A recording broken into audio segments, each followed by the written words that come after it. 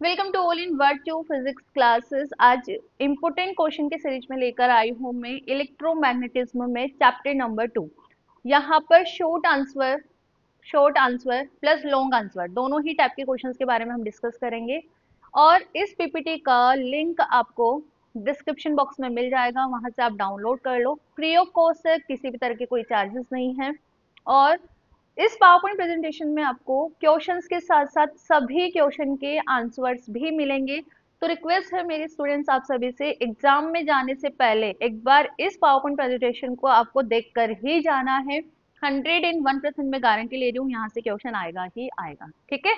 और ज्यादा से ज्यादा अपने क्लासमेट्स और अपने फ्रेंड्स को भी शेयर कर देना, ताकि उनको भी इन इम्पोर्टेंट क्वेश्चन एंड आंसर का प्रॉफिट मिल पाए, ठीक है। करे स्टार्ट। पहले हम यहाँ पे शॉर्ट आंसर टाइप के क्वेश्चंस के बारे में डिस्कस करेंगे। The first question is what is potential energy of system and explain it. 2 marks में क्वेश्चन आता है, ठीक है। पोटेंशियल एनर्जी को समझने के लिए हमने यहाँ पे कंसिडर कर लिया कोई चार्ज क्यू है। इस क्यू के चारों तरफ के इन्फ्लुएंस वाला एरिया उसे हम इलेक्ट्रिक फील्ड बोलते हैं, ठीक है। इस इलेक्ट्रिक फील्ड के एरिया में आर डिस्टेंस पे मैंने कोई पॉइंट पी ले लिया, ठीक है। इन्फिनिटी से मुझे इस पॉइंट पी पर कोई एक चार्ज को लेकर आना है, तो इस इलेक्ट्रिक फील्ड के अगेंस्ट मुझे क्या करना पड़ेगा, वर्क करना पड़ेगा। ये जो वर्क डन है वो एनर्जी के फॉर्म में स्टोर होता है, उसे ही हम पोटेंशियल एनर्जी बोलते हैं, ठीक है। तो किस तरह से आप डिफाइन करोगे, the work done is moving an electric charge against the electric field is stored in the form of potential energy।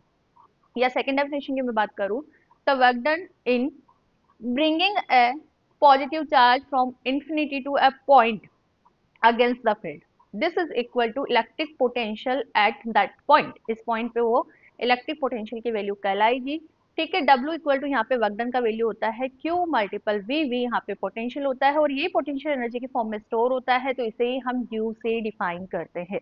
Potential energy आपका पॉजिटिव और नेगेटिव दोनों ही हो सकता है। तो ये सफिशिएंट आंसर है 2 मार्क्स के अकॉर्डिंग, ठीक है। आपको ये पूरा मेंशन करके आना है, और ये भी आप समझाना चाहते हो बाय द डायग्राम, तो you can also draw this, ठीक है। नेक्स्ट क्वेश्चन देखो, derive an expression of potential energy of 3 point charges Q1 Q2 Q3। इस तरह से आपको Q1 Q2 Q3 तीन चार्जेस गिवन है, और इनका डिस्टेंस भी गिवन है, बीच बीच में Q1 Q2 के बीच का है R12, Q2 Q3 के बीच का है R23, और Q1 और Q3 के बीच का है R13। तो यहाँ पर आप पोटेंशियल एनर्जी किस तरह से डिफाइन करोगे, बहुत सिंपल सा फॉर्मूला है U का, के Q1 Q2 अपॉन R। ये this is the basic formula जब Q1 और Q2 हमारे पास दो चार्जेस होते हैं, ठीक है। तो अब हम यहाँ पे potential energy of a system due to charge Q1 and Q2 निकालेंगे, ठीक है। Q1 एंड Q3 निकालेंगे, Q2 एंड Q3 निकालेंगे, ठीक है। अब आप ये सोचोगे मैडम Q3 Q1 क्यों निकाला नहीं निकाला, और Q3 Q2 क्यों नहीं निकाला। देखो Q1 Q3 निकाल रहे हो आप, Q1 और Q3 की वजह से निकाल रहे हो, Q3 Q1 की वजह से निकाल रहे हो, यार बोथ आर सेम ना। तो हमें यहाँ पर क्या करना है, एक ही वैल्यू को उठाना है, पैर नहीं लेने हमें, ठीक है। तो हम क्या करेंगे यहाँ पे Q1 पर Q2 की वजह से, मतलब Q1 Q2 की वजह से, Q1 Q3 की वजह से, और Q2 Q3 की वजह से पोटेंशियल एनर्जी राइट डाउन कर लेंगे, और तीनों का सम कर देंगे, तो total energy of the system define कर देगा।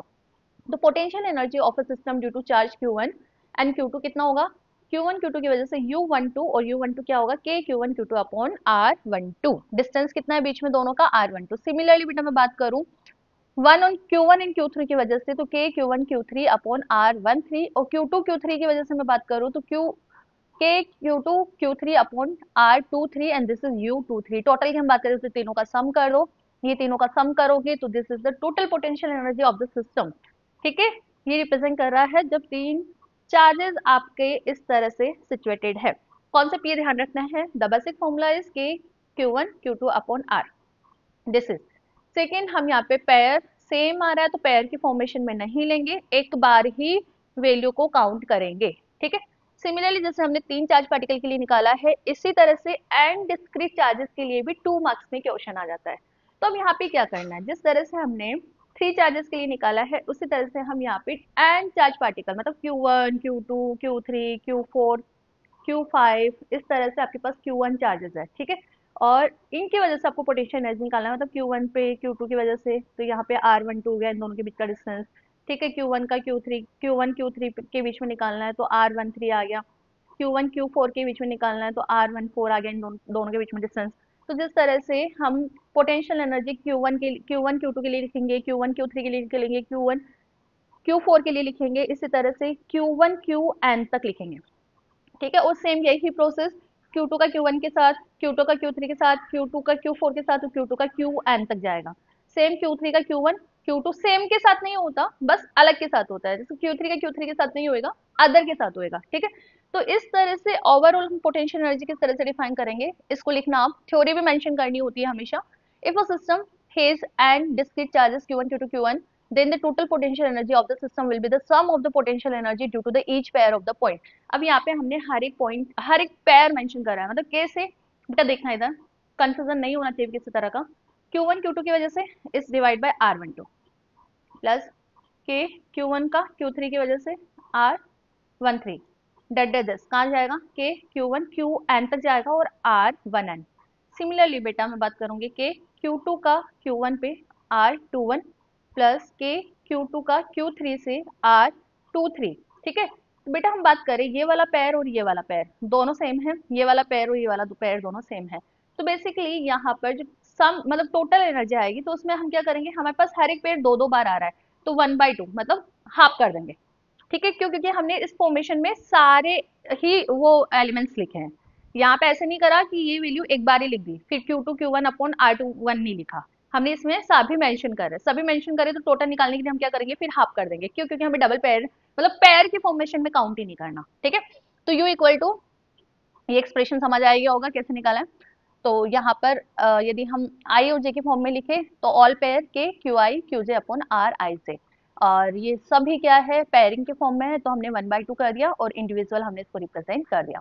ध्यान रखना आई इक्वल टू 1 ले रहे हो तो जे इक्वल टू 1 नहीं होएगा, और जे इक्वल टू 1 ले रहे हो तो फिर आई इक्वल टू 1 नहीं होएगा, क्यों, खुद का खुद के साथ पेयरिंग फॉर्मेशन नहीं होगा।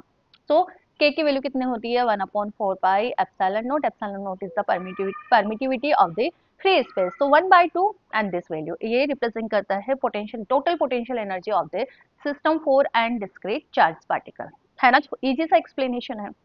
नेक्स्ट क्वेश्चन देखो, नेक्स्ट है इनपुट इंटरप्रेटर, 2 मार्क्स में आता ही है, प्रीवियस एक क्वेश्चन उठा के देख लेना, आइडिया लग जाएगा आपको। Derive N expression for classical radius of electron, electron के लिए आपको क्लासिकल रेडियस डिराइव करना। अब बेटा हम इलेक्ट्रॉन की बात करें, बहुत छोटा पार्टिकल, साइज और शेप दोनों ही बहुत छोटे हैं, तो कैसे डिटरमाइन करें।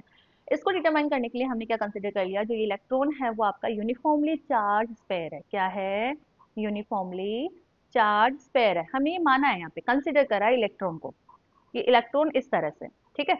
अब इस तरह से कंसिडर करने से ये इजी रह गया कि हम इसका रेडियस कैलकुलेट कर सकते हैं। कैसे कैलकुलेट करेंगे, इधर देखो, इलेक्ट्रॉन की हम बात करें, इसको हमने कंसिडर कर लिया this is uniformly charge sphere, और इसका मास है, मास क्यों है, due to the stored electric energy.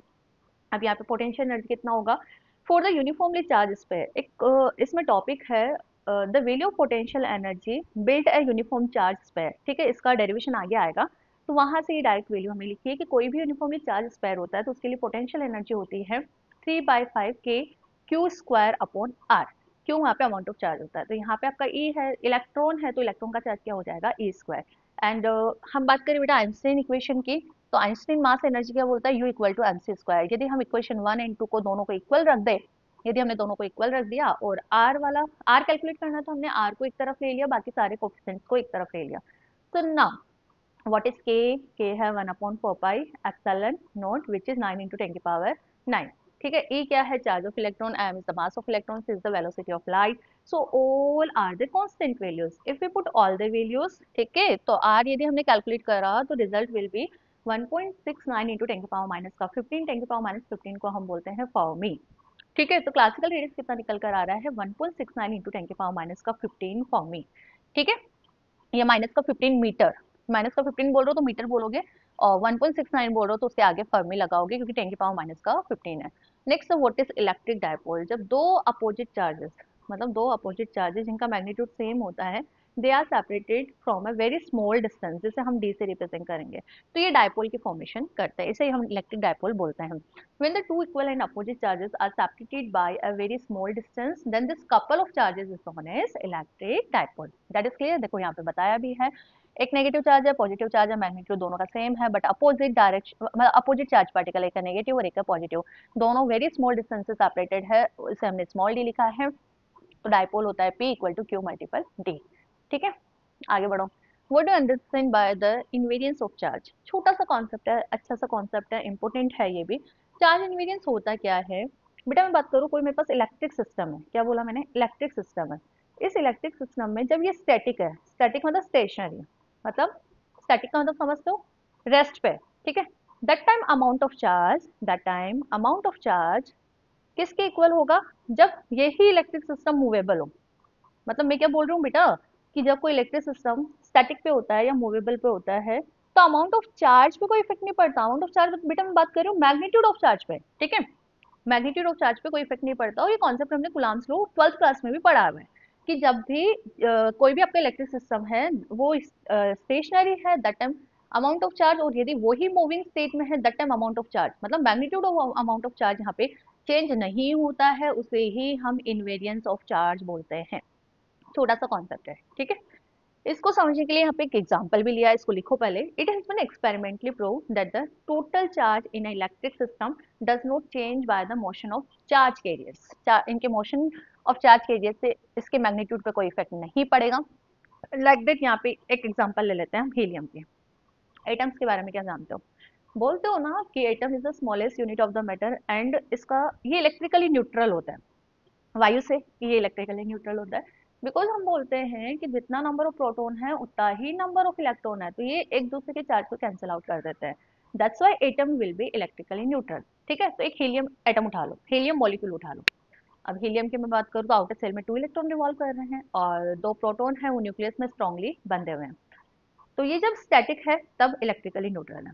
अब इसी को हमने मोशन में ले लिया, या फिर हम इसको मूव करवा रहे हैं with the speed of light which is c, तब भी हम नोटिस कर रहे हैं यहाँ पर कि जो टोटल चार्ज है वो कैंसिल आउट हो रहा है due to the amount of charge of proton and due to the amount of charge of electron. तो ये प्रूफ करता है यार कि जो हीलियम एटम है स्टैटिक है तब भी अमाउंट ऑफ चार्ज इसमें टोटल इलेक्ट्रिकली न्यूट्रल आ रहा है, और ये जो भी मोशन में है तब भी इलेक्ट्रिकली न्यूट्रल आ रहा है, मतलब पॉजिटिव चार्ज नेगेटिव चार्ज को कैंसिल आउट कर रहा है। And this is a strong proof of the charge invariance. बात समझे? ठीक है। तो आप इसको लिखो, if motion had any effect on the amount of charge, magnitude of the charge would have different in the both cases, ठीक है। But in the both cases positive, in the both cases the negative electric charge of 2 electron exactly cancel out by the positive charge of proton, and this is the proof of invariance, charge invariance का proof है। इसी में एक और question आता है, what is the difference between charge invariance and charge conservation? देखो इधर, और इसके साथ साथ ही surface integration of E dot D S, इसकी वैल्यू भी मोशन पे डिपेंड नहीं करती है, ये केवल डिपेंड करता है सरफेस पे चार्ज कितना है, amount of the surface charge, amount of the charge on the surface, surface पे अमाउंट ऑफ चार्ज कितना है, या फिर पॉजिटिव है या नेगेटिव है, ठीक है। इसके साथ साथ ही आप इसी फ्रेम की मैं बात नहीं कर रही, एक मैं अनोदर फ्रेम में भी बात करूँ तो अनोदर फ्रेम में भी यही रूल लागू होता है। बेटा मैं क्या बोलूंगी, लाइक दैट मैंने एस टी आर लगा दो यहाँ पे, एक फ्रेम ऑफ रेफरेंस के लिए डिफाइन करा है, मैंने अनोदर फ्रेम ऑफ रेफरेंस ले लिया, उसमें इलेक्ट्रिक फील्ड ए एस है और एरिया हमने इसको डी एस प्राइम से डिफाइन करा। तो हर एक फ्रेम ऑफ रेफरेंस के लिए भी ये रूल लागू होगा, इसे ही हम इनवेरियंस ऑफ चार्ज बोलते हैं। सो यहाँ पे लिखा भी हमने, depend on inside the surface charge inside the surface and nature of the charge which is the positive or negative, and according to SCR एक फ्रेम ऑफ रेफरेंस में जो वैल्यू है अनदर फ्रेम ऑफ रेफरेंस में भी वो value same ही रहेगी, इसे ही हम चार्ज इनवेरियंस बोलते हैं। So what is the difference between conservation of charge, what is the difference between conservation of charge and charge invariance? यदि किसी सिस्टम में चार्ज की वैल्यू कांस्टेंट है तो आप बोलो कि वो चार्ज कंजर्व्ड है, क्या है? चार्ज कंजर्व्ड है। बट बेटा मैं बोल रही हूँ कि magnitude of charge, magnitude of charge different frame of reference में सेम है, डिफरेंट फ्रेम ऑफ रेफरेंस में क्या है? सेम है। That time magnitude of charge different different frame of reference में सेम है, दैट टाइम वो इनवेरियंस ऑफ चार्ज को डिफाइन करेगा, ठीक है। दोनों में डिफरेंस समझ आया? कांस्टेंट है तो कंजर्वेशन को डिफाइन करेगा, and getting the same magnitude of the charge measuring in the different different frame of reference, it represent invariance of charges. I hope so ये छोटा सा कॉन्सेप्ट भी आपको अच्छे से समझ आया होगा, 2 मार्क्स के अकॉर्डिंग इनफ है एग्जाम के लिए। 2 मार्क्स क्या 3 मार्क्स के लिए भी लिख कर आओ ना, अब कोई दिक्कत नहीं है, कई मार्क्स नहीं कटेंगे, ठीक है। Coulombs law is not applicable for a charge in moving state. Good, बहुत अच्छा क्वेश्चन है। कूलाम्स लॉ है क्या? पहले तो मुझे ये बताओ। एफ इक्वल फोर्स की वैल्यू रिप्रेजेंट करता है ना, के Q1 Q2 upon are square, ठीक है। ये वैल्यू है कूलाम्स लॉ की। ये एप्लीकेबल होता है जब आपका चार्ज क्या हो, स्टेशनरी हो, मतलब स्टेशनरी का मतलब समझ लो स्टैटिक हो, स्टैटिक हो मतलब रेस्ट पे हो, ठीक है। अब यार चार्ज मूविंग होगा, तो मूविंग चार्ज है तो मूविंग चार्ज पे तो फिर इलेक्ट्रिक फील्ड के साथ साथ, इलेक्ट्रिक फील्ड के साथ साथ मतलब मैं बात करूँ इलेक्ट्रिक फील्ड के साथ साथ वहां पे मैग्नेटिक फील्ड भी होगा।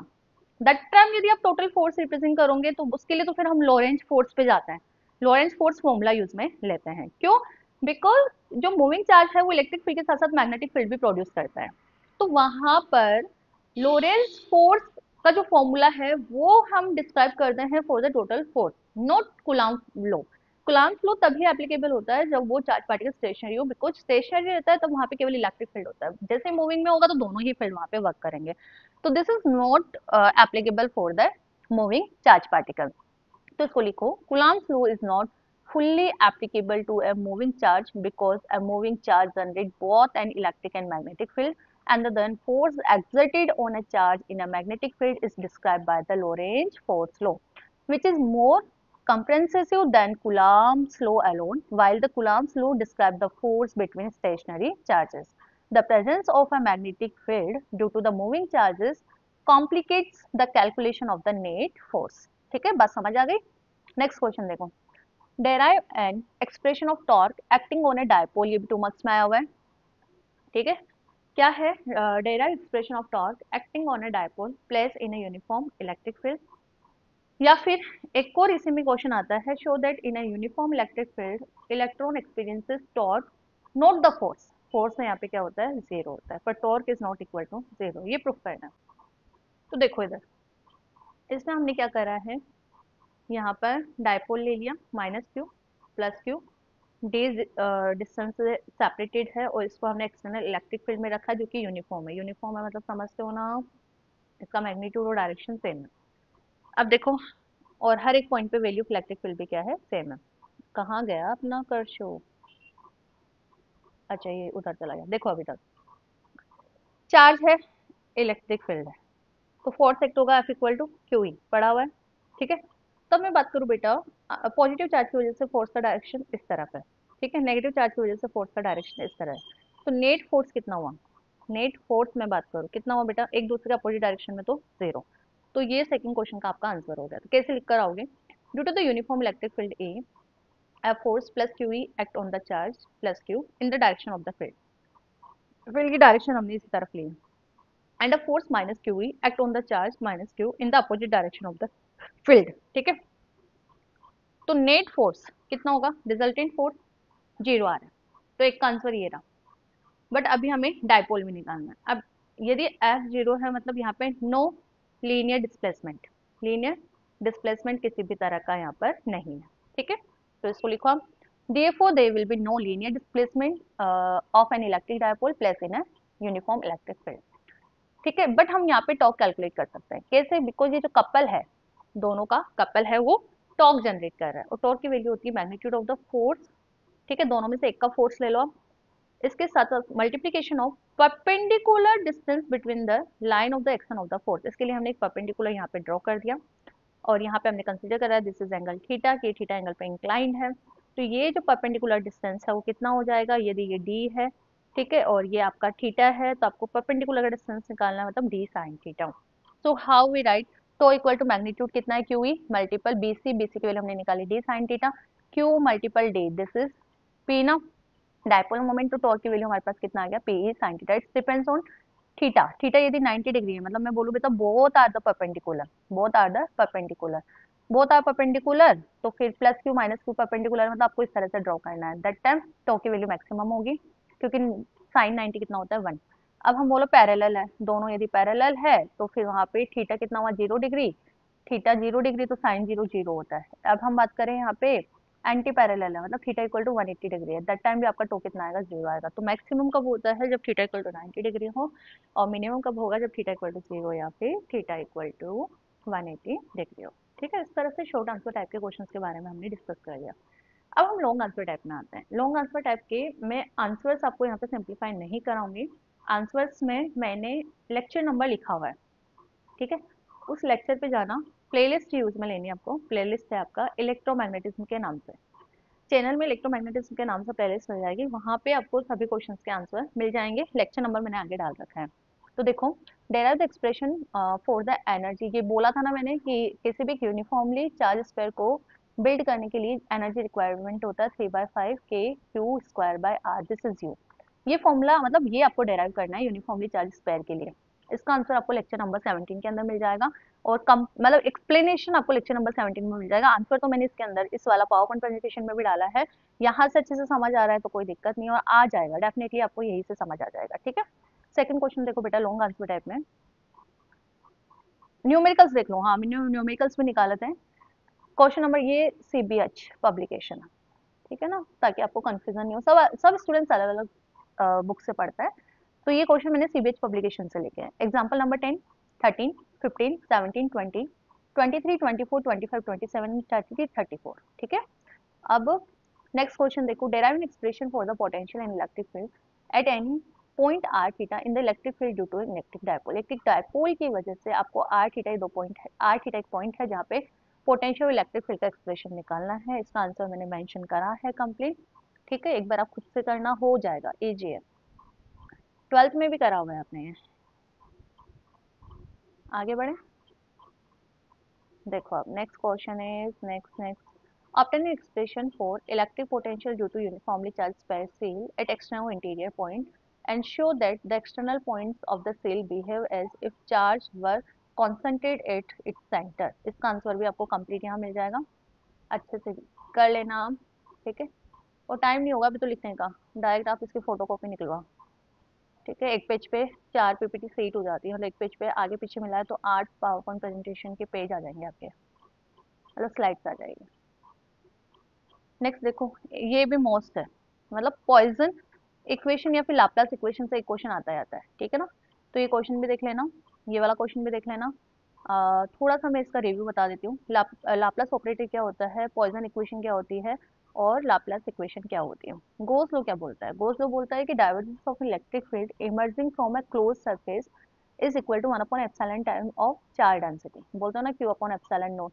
सिमिलरली हम यहाँ पे 3D के लिए बात कर रहे हैं, तो 3D के लिए हमने चार्ज को रो से बताया, रो यहाँ पे क्या है, चार्ज डेंसिटी है।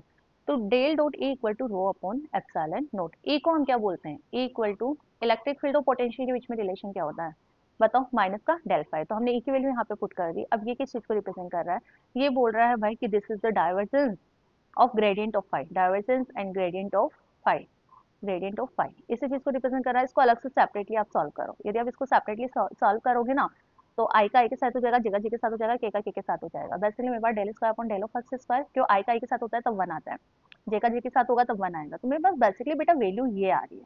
ठीक है, और इसके आगे क्या है हमारे पास, फाइव। ठीक है, इसको हम बोलते हैं डेल स्क्वायर, और इस डेल स्क्वायर को लाप्लासियन ऑपरेटर बोलते हो। ठीक है, इसको वैसे डेल स्क्वायर बोलते हैं और इसे हम लाप्लासियन ऑपरेटर बोलते हैं। तो डेल स्क्वायर यदि मैं वहां पुट करूँ तो माइनस का रो अपॉन एप्सिलॉन नोट, और इसे हम बोलते हैं पॉइजन इक्वेशन। हम बोले बेटा चार्ज डेंसिटी जीरो है, तो डेल स्क्वायर फाइव कितना आ जाएगा आपका, जीरो। चार्ज डेंसिटी यदि जीरो है तो del square five equal to zero, इसे हम लाप्लास इक्वेशन बोलते हैं। तो कितना छोटा सा कॉन्सेप्ट है, एक ही कॉन्सेप्ट में आपको एक तो लाप्लास ऑपरेटर पता लग गया विच इज डेल स्क्वायर, इसे हम बोलते हैं del square. This is a Laplace operator. Del square five equal to minus का rho upon epsilon, this is Poisson equation. क्या है ये, Poisson equation. Del square five equal to zero, इसे हम बोलते हैं लाप्लास इक्वेशन। क्या बोलते हैं, लाप्लास इक्वेशन। तो आई होप तो ये तीनों ही कॉन्सेप्ट आपको समझ आ गए होंगे। यहाँ पे इनके एप्लीकेशन पार्ट से क्वेश्चन आता है, वो मैंने इसमें मेंशन करा है, मेंशन करा है, आपको मिल जाएगा। देखो क्वेश्चन नंबर 13 और क्वेश्चन नंबर 14, क्वेश्चन नंबर 13 और 14 बहुत आसान है, वैसे ऑलमोस्ट सेम है। 14 का आंसर आपको लेक्चर नंबर 21 में मिल जाएगा। तो 21 यदि आपको लेक्चर नंबर 21 समझ आएगा तो आप 13 का आंसर खुद से निकाल लोगे। ठीक है, और आंसर मैंने इसमें लिखे हुए हैं पूरे, तो कहीं कोई दिक्कत नहीं आएगी। अब लास्ट एक को क्वेश्चन देख लो। Two inertial frame of reference moving with constant velocity with respect to each other, in it derive the equation of transformation for electric field. देखो वैसे चांसेस कम रहते हैं यहाँ से क्वेश्चन आने में, ये शायद रेयरली एक बार क्वेश्चन आया हुआ है, पर लॉन्ग आंसर टाइप में आया हुआ है। अब ये आपका लक है बेटा, कि यदि लॉन्ग आंसर टाइप में आया तो डायरेक्ट मतलब समझ लो लॉन्ग आंसर टाइप का कितने नंबर का होता है उतने नंबर में आया, क्योंकि बहुत बड़ा डेरिवेशन है। तो करके जाना नहीं करके जाना, इट्स योर चॉइस, बट मेरे अकॉर्डिंग तो ये इंपॉर्टेंट क्वेश्चन है, क्योंकि इसमें दो पार्ट आते हैं, मतलब 2-3 डेरिवेशन आते हैं इलेक्ट्रिक फील्ड वाले कॉन्सेप्ट से। तो इसमें से केवल इसी टॉपिक से क्वेश्चन आता है। तो ये चीज तो समझ आ गई होगी कि जो चैप्टर नंबर 2 है, चैप्टर नंबर 1 से हम कंपेयर करें तो डबल लेंदी है ना, डबल लेंदी। तो सोच समझ के आपको एग्जाम में तैयारी करके जानी है, स्मार्ट डिसीजन लो और अच्छे से पढ़ के जाओ। तो ये यूनिट 1 का टोटल अपना कंप्लीट हो चुका है। ठीक है, और इसका पीडीएफ मैं अगेन रिपीट कर देती हूँ, डिस्क्रिप्शन बॉक्स में मेंशन है, वहां से डाउनलोड कर लो डायरेक्ट, फ्री ऑफ कॉस्ट है। और ज़्यादा से ज़्यादा अपने क्लासमेट्स और फ्रेंड्स को भी शेयर करो, क्योंकि मुझे भी आप लोगों की सपोर्ट की बहुत ज़रूरत है। ठीक है, बोर्ड पर आऊंगी मैं, बोर्ड टीचिंग जरूर आऊंगी, जल्दी से मैं बस थोड़ा सा ठीक हो जाऊं, बोर्ड टीचिंग आऊंगी। बट आपकी मैं हेल्प करती रहूंगी, कैसे भी करूँ, by using the power point presentation, या फिर मेरे को पेन पेपर पे भी आना पड़ेगा तो पेन पेपर पे भी आएंगे, यदि मेरे पास पावर पॉइंट प्रेजेंटेशन बनाने का टाइम नहीं मिला तो। ठीक है, बट अभी चल रहा है पावर पॉइंट प्रेजेंटेशन से, तो अपन इसी से पढ़ेंगे। ठीक है, तो मिलते हैं नेक्स्ट लेक्चर में एक और नए लेक्चर के साथ। बाय।